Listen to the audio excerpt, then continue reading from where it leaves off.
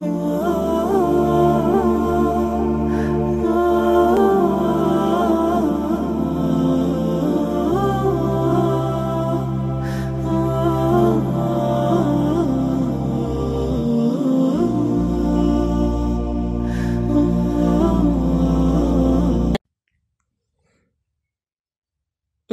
پیارے اللہ تعالی، یہ توحید کا ہمارا چوتھا سبق ہے۔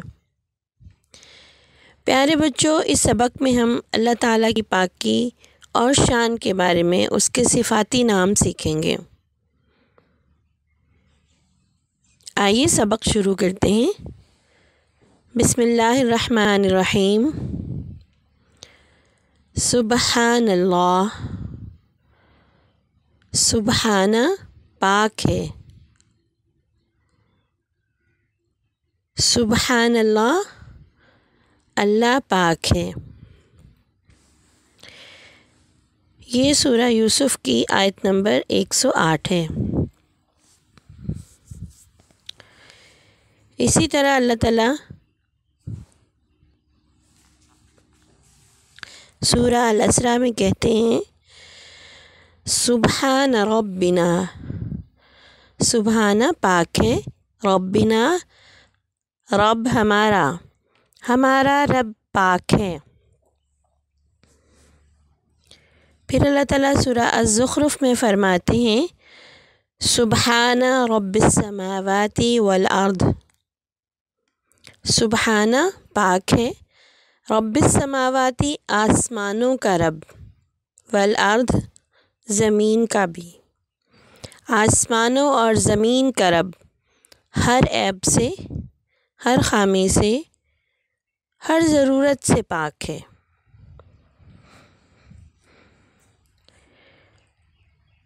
ہم نے پچھلے سبق میں ہی پڑھا کہ اللہ تعالیٰ طاقتور ہیں، اللہ تعالیٰ قوی ہیں، وہ اکیلے ہیں، انہیں کسی کی ضرورت نہیں، وہ کبھی نہیں تھکتے۔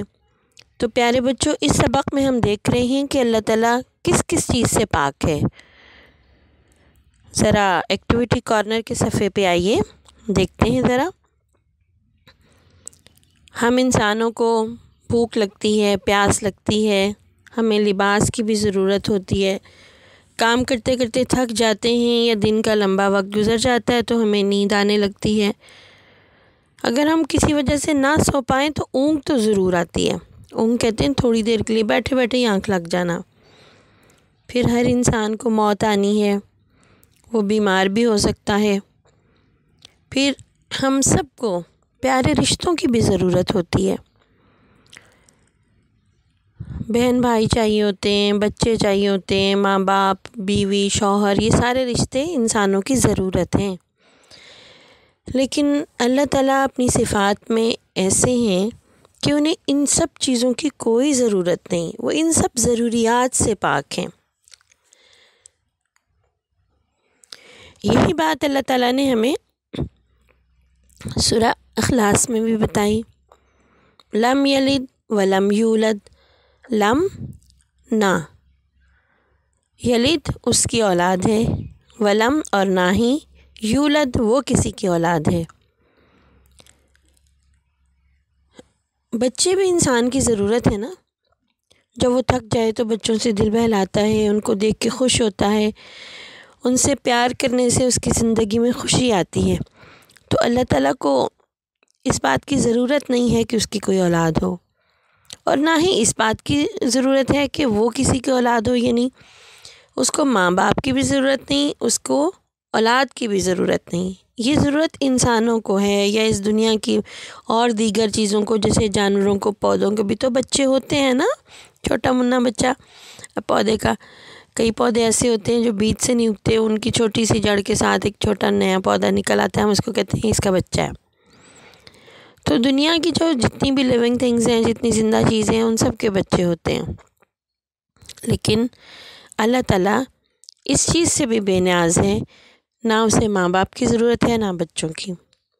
اور پھر آپ یہ دیکھیں کہ وہ سورہ البقرہ میں ایک بڑی مشہور آیت ہے جس کو ہم آیت الکرسی کہتے ہیں، آپ کو تو یاد ہے نا، وہ اس کا ایک حصہ ہے، اس کا ایک ٹکڑا ہے، لا یعودہ حفظہما، نہیں تھکاتی اسے ان دونوں کی نگہبانی، یعودہ تھکاتی اسے، حفظہما ان دونوں کی نگہبانی، یعنی ان دونوں کی آسمان اور زمین کی نگرانی، اس کی حفاظت اللہ کو تھکاتی نہیں ہے۔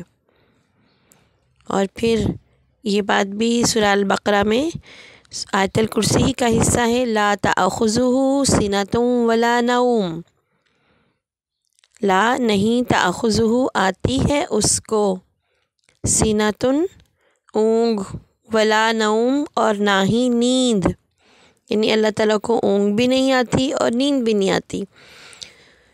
دیکھیں نا، حفاظت کا حق تو ادا ہی پھر وہ کر سکتا ہے کہ وہ ہم سب کی حفاظت کر رہا ہے، اس زمین میں موجود ہر چیز کی، آسمانوں میں موجود ہر چیز کی، ہر وقت چوکنا، ہر وقت ہوشیار، انسانوں کی طرح اس کے اوپر سستی تھکاوٹ طاری نہیں ہوتی کہ اس کی آنکھ لگ جائے یا اس کا دھیان بڑھ جائے تو اسے پتہ ہی نہ چلے کون کیا کر رہا ہے۔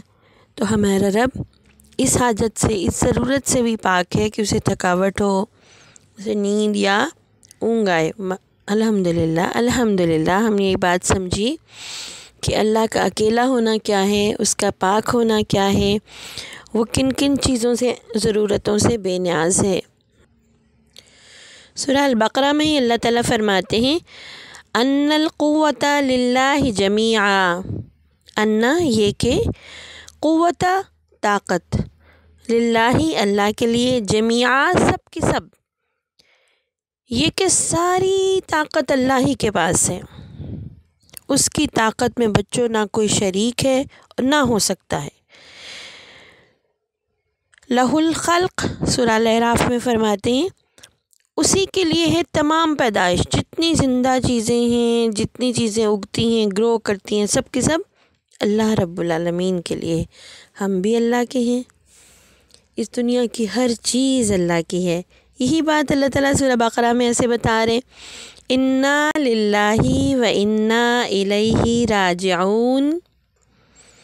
یہ آیت آپ نے سنی ہوگی نا پہلے بھی، کوئی فوت ہو جائے تو لوگ پڑھتے ہیں، چیز گم ہو جائے تو بھی پڑھتے ہیں، آج اس کا مطلب سیکھتے ہیں۔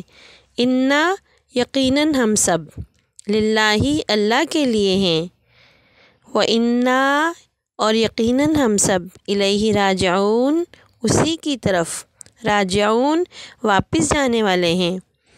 ہم سب اللہ کے لیے ہیں اور ہم سب کو اسی کی طرف واپس جانا ہے۔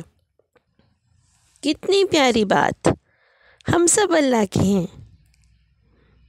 کتنا پیارا رشتہ ہے نا، ہم سب اللہ کے ہیں، اسی کے پاس سے آئے ہیں، اب ہم پھر اسی کے پاس چلے جائیں گے انشاءاللہ۔ یہ بہت خوبصورت بات ہے، اور بچوں اللہ کو یہ بات بہت اچھی لگتی ہے کہ کوئی اس سے ملاقات کرنے کا شوق رکھے، تو اس بات کو شوق سے سنیے۔ موت تو ایک حقیقت ہے، لیکن اللہ کو ہم ملنے کی، اللہ سے ملاقات کریں، اللہ سے ملیں، اس کے پاس چلے جائیں، یہ بہت خوبصورت بات ہے، اور اس کے لیے پھر تیاری کریں، فکر کے ساتھ، احساس کے ساتھ، اس بات کا تصور کیا کریں کہ ہم نے اللہ کے پاس جانا ہے، ہم اس کے ہیں، ہم نے اسی کے پاس چلے جانا ہے، اس سے نیکیاں کرنے میں آسانی ہوگی اور گندے کاموں سے بچنا بھی آسان ہو جائے گا انشاءاللہ۔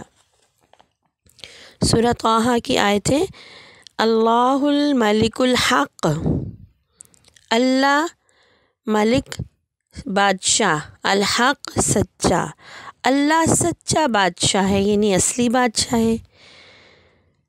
اور سورہ ناس میں اللہ تعالیٰ بتاتے ہیں مالک الناس، مالک الناس بادشاہ ہے لوگوں کا، وہ تمام لوگوں کا حقیقی بادشاہ ہے۔ پھر سورہ الرعد میں بتاتے ہیں اللہ یحکم، اللہ فیصلہ کرتا ہے، یحکم وہ فیصلہ کرتا ہے۔ تو پیارے بچوں یہاں سے ہم نے کیا سیکھا؟ ہم نے یہ سیکھا کہ اللہ ہی اصل میں اس کائنات کا بادشاہ ہے۔ بادشاہ وہ ہوتا ہے جو حکومت کرتا ہے، تو اللہ سب سے اچھی حکومت کرتے ہیں۔ اللہ تعالیٰ کبھی کوئی غلط فیصلہ نہیں کرتے، وہ تمام انسانوں کا، تمام پودوں کا، تمام جانوروں کا، کیڑوں مکوڑوں کا، ہر زندہ چیز اور ہر بے جان چیز کا خیال رکھتے ہیں۔ کتنے اچھے بادشاہ ہیں، پوری دنیا کا انتظام اتنے اچھے طریقے سے چلاتے ہیں۔ کبھی نہیں ایسا ہوا کہ سورج سویا رہ جائے، اٹھا ہی نہ صبح کو، اپنی ڈیوٹی پہ ہی نہ پہنچے۔ کبھی ایسا نہیں ہوا کہ آسمان کی کسی چیز نے اللہ کی بات ماننے سے انکار کیا ہو۔ ان ساری آیات میں ہم نے کیا کوشش کی؟ ہم نے اللہ تعالیٰ کو پہچانا، اس کے صفاتی ناموں کو سیکھا، ہمیں پتہ چلا کہ اصل میں ہمارے اللہ تعالیٰ کیسے ہیں اور وہ کیا کیا کرتے ہیں اور ہم سے کیا چاہتے ہیں۔ اب ہم یہ بھی سیکھیں گے۔ اللہ تعالیٰ ہم سے یہ چاہتے ہیں کہ ہم کسی کو اس جیسا نہ سمجھیں، نہ اس کی طاقت میں، نہ اس کے اختیار میں، نہ اس کے حکم میں، نہ اس کی ذات میں، نہ اس کی صفات میں، کسی کو شریک نہ کریں۔ دیکھیں سورہ الانعام میں اللہ تعالیٰ فرماتے ہیں لا شریک لہو، لا نہیں، شریکہ کوئی حصے دار، لہو ساتھ اس کے ساتھ کوئی بھی حصے دار نہیں۔ پھر اللہ تعالیٰ سورہ کہف میں بتاتے ہیں لا قوت الا باللہ، نہیں کوئی طاقت، قوت کوئی قوت، الا سوائے، باللہ اللہ کے، اللہ کے سوا کسی کے پاس کوئی قوت کوئی طاقت نہیں۔ سورہ کہف میں اللہ تعالیٰ کہتے ہیں لا یشرک فی حکمہ احدا، نہیں حصے دار، فی میں، حکمہ اختیار اس کے، احدن ایک بھی، اللہ کے اختیارات میں کوئی ایک بھی حصے دار نہیں ہے۔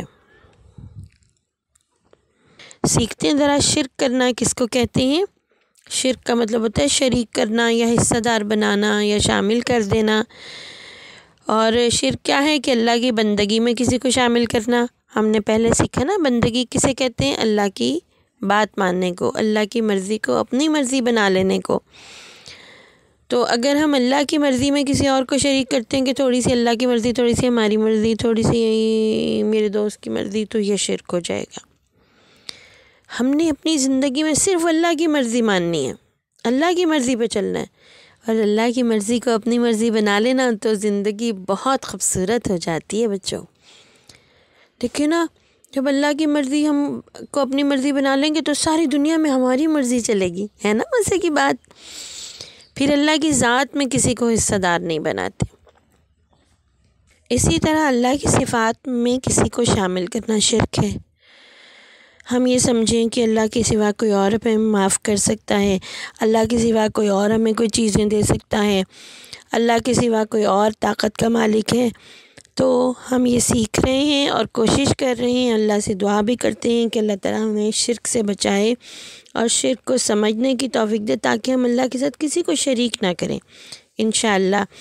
تو آج کے سبق میں ہم نے بہت سارے نئے لفظ سیکھے، انشاءاللہ ان کو اپنے گھر میں کسی کے ساتھ مل کے دہرائیں، یہ بھی ایک نیکی ہے۔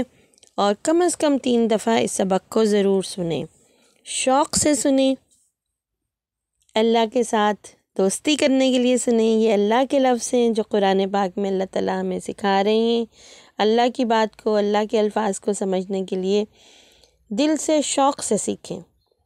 انشاءاللہ پھر اگلے سبق کے ساتھ ملیں گے۔ اللہ حافظ۔